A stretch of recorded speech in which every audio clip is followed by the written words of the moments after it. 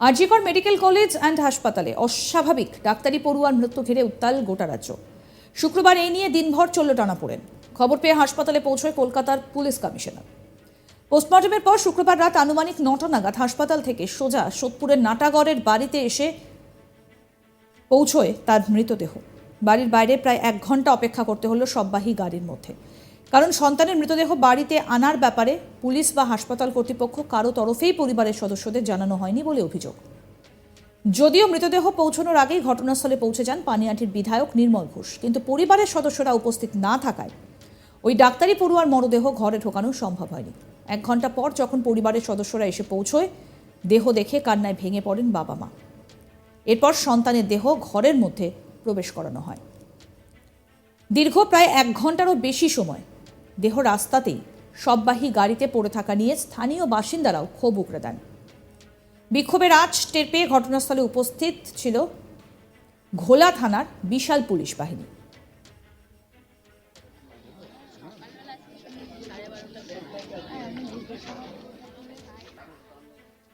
মৃতের বাবার অভিযোগ, তার মেয়েকে অত্যাচার করে খুন করা হয়েছে।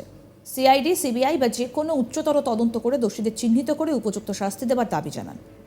স্থানীয়দের অভিযোগ, এটা চূড়ান্ত অমানবিক। এই কাজ পুলিশ প্রশাসনের আরও তৎপর হওয়া উচিত ছিল। এলাকার মানুষজনই ডাক্তারি পড়ুয়ার অস্বাভাবিক মৃত্যু কোনোভাবে মেনে নিতে পারছেন না। তাদের প্রশ্ন, সরকারি হাসপাতালের ভেতরেই যদি একজন ডাক্তারের সঙ্গে এই জিনিস হয়, তাহলে সাধারণ মানুষের কি অবস্থা হবে? স্থানীয় বাসিন্দা মিঠুন সাহা কি বলছেন শুনবো। ঘন্টাখানেক হবে, কিন্তু এখনো পর্যন্ত বাড়ির লোক আসেনি। বাড়ির লোক বলছে আটকে দিয়েছে, যখন বেরিয়েছে বাড়ির লোককে নাকি আটকে দিয়েছে থানার ওখানে, কোনো মব টপ আটকে দিয়েছে ওখানে। তা ফোন করে জানো না কোথায় আছে, জানো না। আমরা ফোন করাতে তখন জানতে পারে এখানে এসে তারপরে রওনা দিয়েছে, এখন অন্ধ হয়ে আছে। এখনো কোথায় আছে এগুলো বলতে আমাদের এই রাস্তা সব আটকানো, এখন তারা তো ঘুরে আসতে হবে, তাদের রাস্তাটা পুরো আটকানো এই রাস্তাটা। কি দায়ী, কি করে আমরা কি করে বলবো? যারা ম্যানেজমেন্ট করে তারাই দায়ী। বাবা মাকে তো আগে আনা উচিত। মেয়েটা যে এসছে, মেয়েটা তো বাড়িতে এখানে কেউ ধরবে? বাবা মা ছাড়া তো কেউ নেই। বাবা মা প্লাস পরিবার লোক সবাই এখানেই আছে। কি বলবো, বলার কিছু নেই। দেখছি আমরা 1 ঘন্টাতে অমানবিক কথা, কি বলবো। রাস্তার মধ্যে পড়ে, ঘরের মেয়ে এরকম একটা অঘটন হওয়ার পর রাস্তার মধ্যে পড়ে আছে 1 ঘন্টা। হ্যাঁ, প্রতিবেশী। স্থানীয় বাসিন্দা তিমির ব্যানার্জি কি বলছেন শুনুন। হ্যাঁ, প্রায় 1 ঘন্টা। না, পরিবারের লোক এখনো এসে পৌঁছয়নি। কিছু কোনো থানায় বোধহয় ছিল, এরকম কিছু শুনতে পাচ্ছি আমরা। এখন আমরা জানতে পারলাম যে তারা এসে পৌঁছচ্ছে, কিন্তু ভয়ঙ্কর অমানবিক। মানে এইভাবে 1 ঘন্টা ধরে মেয়েটি এখানে তার বাড়ি তালা দেওয়া, কেউ নেই। হ্যাঁ, সেখানে আমরা এতগুলো মানুষ রয়েছি, এইভাবে পড়ে রয়েছে, এটা জাস্ট ভাবা যায় না। মানে কিছুতেই সম্ভব নয়, এটা মেনে নেওয়া যায় না। একদমই। আর ডাক্তার তো সম্পদ না, আমাদের ভারতবর্ষ, আমাদের রাজ্য, আমাদের এলাকার সম্পদ। একটা ডাক্তার, একটা সম্পদ এইভাবে নষ্ট হয়ে গেল, সেটা নিয়ে কারোর কোনো নেই। এইভাবে মা বাবাকে ছাড়া কিভাবে সম্ভব, কিভাবে চলে আসে জানি না। কিছু বলার নেই, ভাষা নেই কিছু বলার আর কি। অত্যন্ত ভালো ডাক্তার ছিলেন বলে জানান প্রতিবেশীরা। স্থানীয় বাসিন্দা গীতা দাস কি বলছেন শুনবো।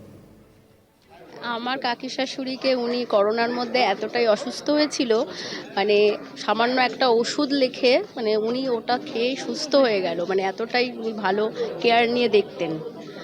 আর এই পাশেই ওনার বসতো একটা চেম্বার। হ্যাঁ, তো সেখানে নিয়ে গিয়ে আমার নিজের ছেলেকেও একবার দেখিয়েছি, বাড়িতে গিয়েও দেখে আসতো।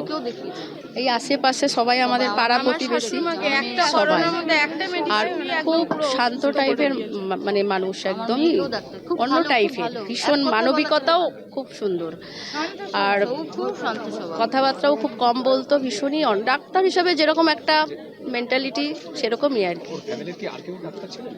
না, সেটা আমি জানি না, তবে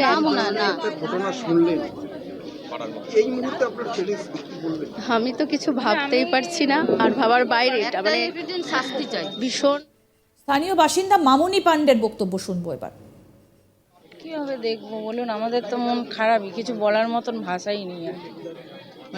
আমরা ভাবছি একজন ডাক্তার শহরের মতন জায়গায়, এমনকি হসপিটালের মতো জায়গায় যেখানে লক্ষ লক্ষ লোক থাকে, হাজার হাজার লোক থাকে, সেইখানে এত লোকের মাঝখানে এমন একটা ঘটনা ঘটে গেছে, সেটা মানা যায় না,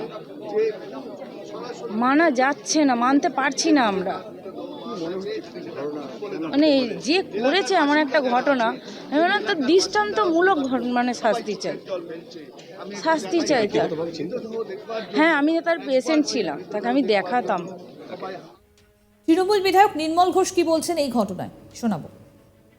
থানা থেকেই তো ডেড বডি নিয়ে আমি এসেছে। বলছি অভিযোগ জানাতে যায়নি, আচ্ছা। ওখান থেকেই তো ডেড বডি নিয়ে এসেছে সেখানে সই করে। বিজেপি নেত্রী ও সে আমি বলতে পারবো না বিজেপি রাজনীতি কেন এটা নিয়ে আমি জানি না। বিজেপির এখন তো তাকে ঘিরে বিক্ষোভ দেখা বিজেপির তো এখন যে অবস্থা তাতে ডেড বডি নিয়ে রাজনীতি করা ছাড়া বিজেপির কাছে আছে কি?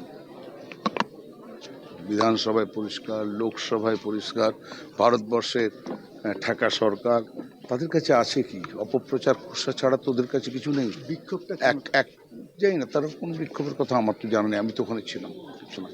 থানায় গিয়েছি, থানায় তোর বাবা মা গিয়েই তো ডেড বডি নিয়ে এসে, থানায় তো যেতেই হবে এবার সই করতে, তার কোনো ব্যাপার নেই। এটা কি কাঙ্ক্ষিত এই যে একটা মৃতদেহ সেটা তো দিশেহারা বিজেপি অনেক কাজই করবে, যার যা পছন্দ, পশ্চিমবাংলা স্বাধীন, যার যা বক্তব্য আছে বলে, এটা বিহার হলে বলতে পারতো না, ইউপি হলে বলতে পারতো না, দিল্লি হলে বলতে পারতো না। এখানে আমরা সবাইকে বলেছি তোমার যা মনে হয় তাই বলো, কিন্তু বাস্তবটা হচ্ছে জাস্টিস, ন্যায় বিচার, এটা পাবে। এরপর পুলিশি তৎপরতায় দেহ নিয়ে যাওয়া হয় পানিহাটি শ্মশান ঘাটে। সেখানেই শেষকৃত্য সম্পন্ন হয়েছে ওই ডাক্তারি পড়ুয়ার। কি বলছেন আমাদের প্রতিনিধি দীপক দেবনাথ, কি প্রতিবেদন তুলে ধরেছেন শুনবো। দেখো, আরজিকর মেডিকেল কলেজের পোস্ট গ্রাজুয়েটের যে দ্বিতীয় বর্ষের ছাত্রীর অস্বাভাবিক মৃত্যু, সেই মৃত্যু নিয়ে কিন্তু গতকাল আমরা দেখলাম যে দিনভর টানাপোড়েন চললো। পরিবারের সদস্য, তার বাবা মা সহ যারা আত্মীয় স্বজন আছে, তারা যখন হাসপাতালে ছুটে আসলেন তখন তাদের যে সন্তানের দেহ, সেই সন্তানের মরদেহ কিন্তু দেখতে দেওয়া হয়নি বলে এরকম একটি অভিযোগ উঠেছে। এবং তারপরে বিকেলবেলা যখন তার পোস্টমর্টেম হয়, ময়না তদন্ত হয়, ময়না তদন্তের পর সেই দেহ যখন তার বাড়িতে নিয়ে আসা হচ্ছে, সেই বিষয়টিও কিন্তু তার বাবা মায়ের কাছে জানানো হয়নি। অর্থাৎ বাবা মা জানেনি যে এই ময়না তদন্তের পর তাদের সন্তানের দেহ নিয়ে আসা হচ্ছে সোদপুরের অম্বিকা মুখার্জি রোডের এই বাড়িতে। এবং সেখানে যখন আনা হয়, স্বাভাবিকভাবে প্রায় 1 ঘন্টা সেই যে সববাহী গাড়ি, সেই গাড়ির মধ্যেই ছিল সেই ছাত্রীর মরদেহ। এবং তার প্রায় 1 ঘন্টা পর সকাল রাত প্রায় 9টা নাগাদ এই মরদেহ এসে পৌঁছায়, এবং তারপরে প্রায় 1 ঘন্টা পর তার বাবা মা এসে পৌঁছায় সেই বাড়িতে। ফলে ঘরের দরজা বন্ধ ছিল, এবং সেই দরজা বন্ধ ঘরের বাইরে রাস্তার উপরে সেই সব বাড়িতে রাখা ছিল তার মরদেহ। এবং সেই ঘটনা নিয়ে স্থানীয় বাসিন্দারা যারা, তারাও একে একে জড়ো হন এবং কিছুটা কার্যত ক্ষোভ প্রকাশ করেন। তারা বলেছেন, সবারই একমত যে সকালবেলা থেকে রাত পর্যন্ত যে ঘটনাগুলো ঘটছে তারা যথেষ্ট ক্ষুব্ধ। এমনকি পুলিশ প্রশাসনের উপরেও তাদের ক্ষোভ আছে, হাসপাতাল কর্তৃপক্ষের বিরুদ্ধেও ক্ষোভ, যে এরকম একটি ঘটনা হাসপাতালের মধ্যে, হাসপাতালের যে পড়ুয়ারা তাকে খুন হয়ে যেতে হলো, এবং সেই ব্যাপারে কোনো সিসিটিভি নেই, কোনো নজরদারি নেই, এখনো পর্যন্ত কাউকে গ্রেপ্তার করা যায়নি। সব মিলিয়ে যথেষ্ট ক্ষোভ উগড়ে দিয়েছিলেন স্থানীয় বাসিন্দারা। এবং এই ক্ষোভের আঁচ পেয়েই কিন্তু গতকাল আমরা দেখলাম যে বিকেলের পর থেকেই পুলিশ প্রশাসনও সজাগ ছিল, এবং ডেপুটি কমিশনারের নেতৃত্বে। দেখতে থাকুন আজ তাক বাংলার ইউটিউব চ্যানেল, সাবস্ক্রাইব করুন।